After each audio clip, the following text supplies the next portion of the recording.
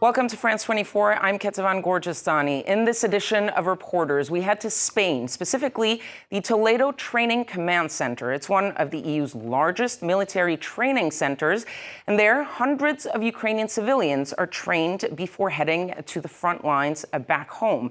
Our reporter Rémi Cadoret joins us now. Rémi, you spent 5 weeks with 3 Ukrainian volunteers that were participating in a program that is part of what is called the European Union Military Assistance Mission in support of Ukraine. Tell us a bit more about that. Well, most of them enlisted for very personal reasons.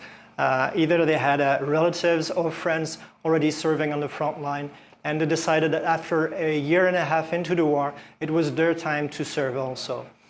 So they went into this training program from the European Union that was started in November 2022, and the initial objective was to train 15,000 soldiers. And 3 months ago, the head of the European diplomacy, Josep Borrell, announced that 34,000 actually soldiers had been trained, which is double the objective. Rémi, thank you. Let's take a look now at this report by Rémi Cadoret with Armelle Exposito. For security reasons, we have blurred the faces of all the Ukrainian participants.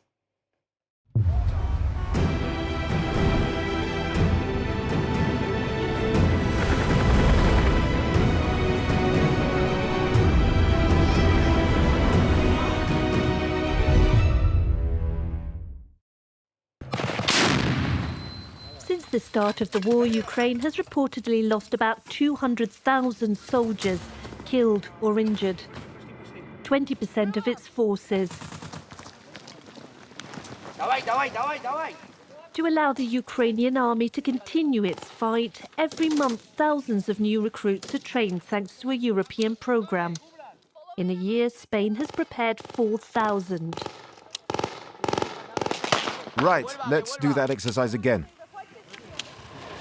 This morning at the military academy in Toledo, 190 Ukrainians aged 22 to 55, wearing a military uniform for the first time in their lives.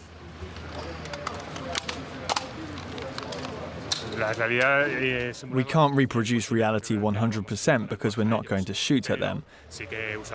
But we're going to use smoke bombs and other tricks to make it as close as possible to what they'll experience. The Spanish military has 5 weeks to train up these civilians before they join Ukraine's army.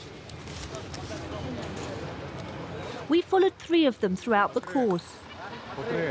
Mykola, 28, Andriy, 35, and 45-year-old Oksana. Mykola has just finished studying medicine. When I was 12, I went to hospital and immediately knew what I wanted to do for a living. I'm a pediatrician. Andriy is a history teacher. I love history because it should help us not to repeat the mistakes of the past. What motivated me to join up was the last Russian attack in July on my town and the destruction of the historical buildings. Oksana was the supervisor of a bus depot. She's a mother to 2 children. I've got a son living at home, and my mother is now looking after him. He turns 18 soon, and he also wants to defend his country. Mykola, Andriy and Oksana know nothing about fighting wars. Their survival at the front will largely depend on the next 5 weeks.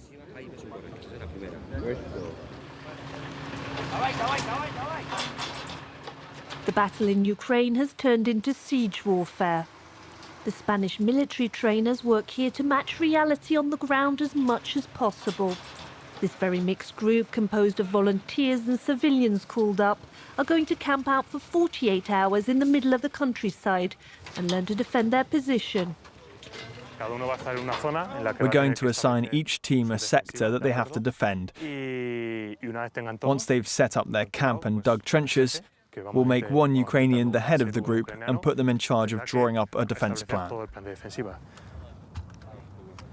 Mikola, the doctor, is quickly named head of the platoon. So, Mikola, have you seen all the equipment you've got available? You've got 25 mines to put down. You can set them on the path, for instance, and you also need to camouflage your position. Andrei and his fellow soldiers are in charge of digging defensive trenches.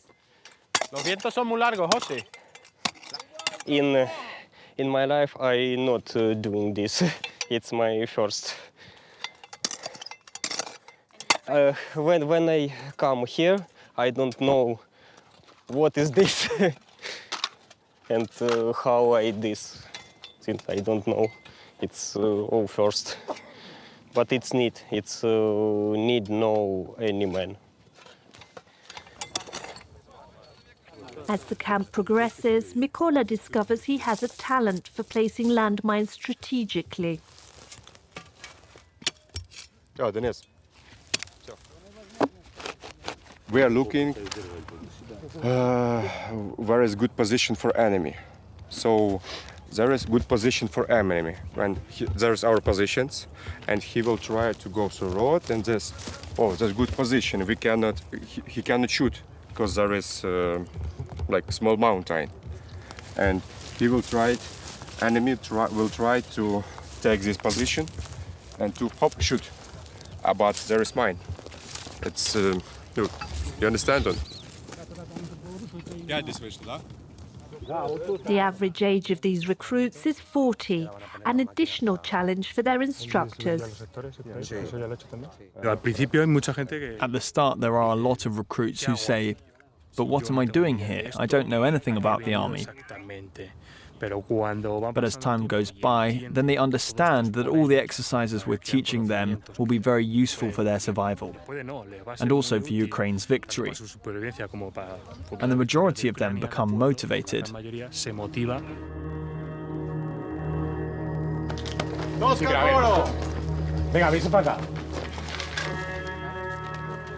A week later, and we meet back up with Oksana, who's learning the techniques of camouflage.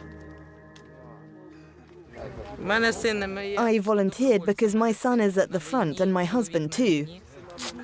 My son has been there for a long time and my husband just a few days. The training is really good. I've learnt a lot. I hope that I'll help us to win as quickly as possible. Before the war, Oksana led a quiet life in Kiev. Nothing had prepared her for today's exercise. As you can see, there are 3 trenches, and you'll have to crawl all the way.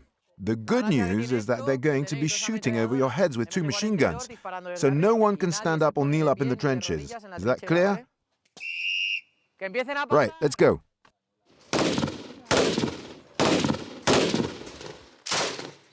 "50 meters crawling under a stream of real bullets." I couldn't see anything with my helmet on. Well done, Oksana. Okay, tell her she's got to do the exercise again. It's fine, you get used to it. We're going to beat Russia. Long live Ukraine. Andrei, the history teacher, is going to learn to fire a machine gun. Lift it up and point it forward. No, don't touch the trigger, just the breech. Now relax, and when you're ready, take the security catch off.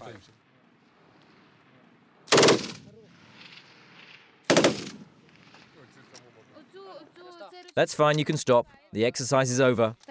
Get up.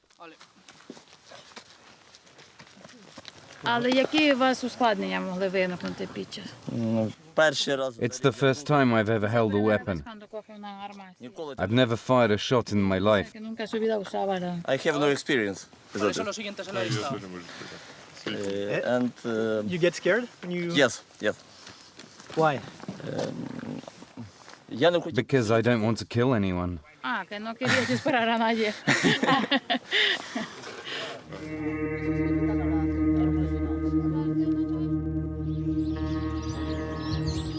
The last week of training is more theoretical.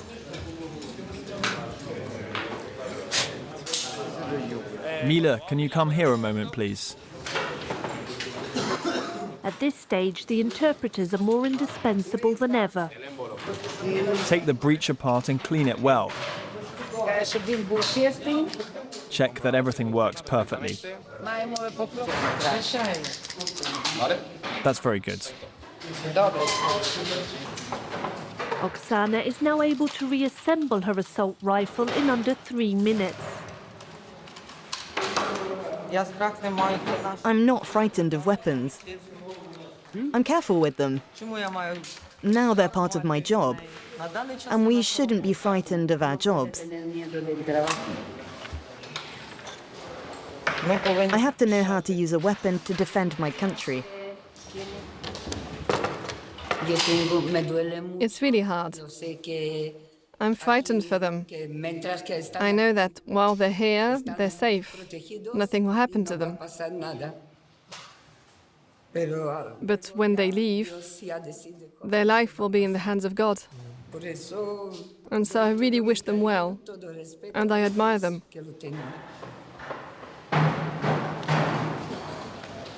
The training is over.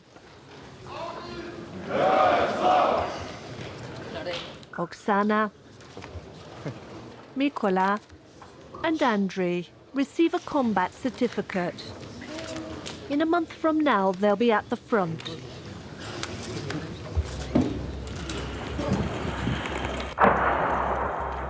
Between Bakhmut and Avdiivka, somewhere at the Donbass front.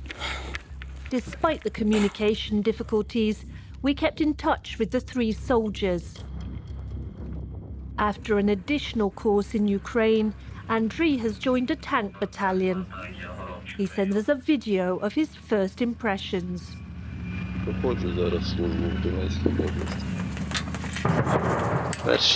At the moment I'm deployed in the region of Donetsk. The first few days were not easy. I found it hard to adapt. Thankfully, my fellow soldiers really helped me to move from a normal life to a military life. And although that might seem a bit strange, the war has helped me to get the best out of myself, to do far more than I thought I could.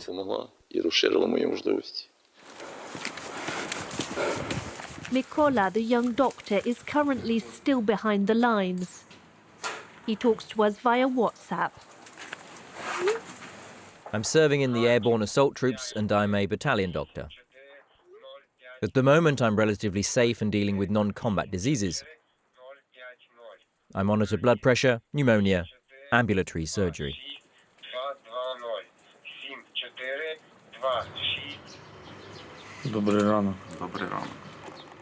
At Bakhmut, Oksana has continued her training as a military nurse. In this video she sent us, she's learning to do a nasal probe.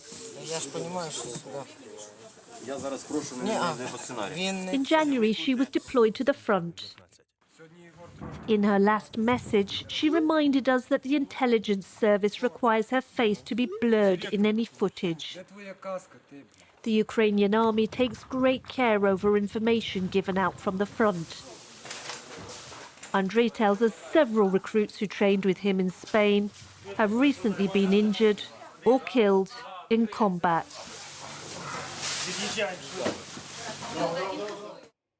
We're back now with Rémi Cadoret. Now, Rémi, one thing that was striking in your report was the contrast between the warm Spanish sun of the training and the much harsher conditions of the actual front lines. Now, how did these volunteers assess the training that they got in Spain? How useful do they find it on the ground?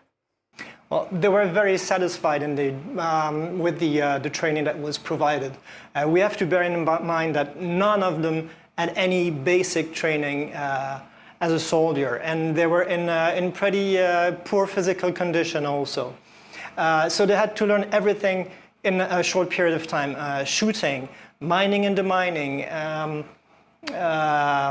everything that a soldier needs to learn when he's on the front line. And as the Spanish instructor were telling us, 5 weeks is a bare minimum to learn those skills. And you have to remember that none of those instructors speak Ukrainian, so they had to be cited by translators. So this made the training less fluid, and they had to work twice as hard. They had long days, 10 to 12 hours a day, 6 days a week, but it was the only way to learn all those skills and to survive on the front line. Now, talking about these military training programs, are the Spaniards alone in giving them out, or are there similar programs elsewhere in the EU? You've got 24 EU member states actually that are providing programs like this one. Some countries have also very specific training. In France, for instance, you've got a aviator training camp. You've got also a program in Italy for air defense system. But the needs are constantly evolving. The war is dragging on, and those programs are going to be here for a long term. And to give you an example, just 3 months ago, the European Union voted for a new program of 200 million euros to train again Ukrainian soldiers this year.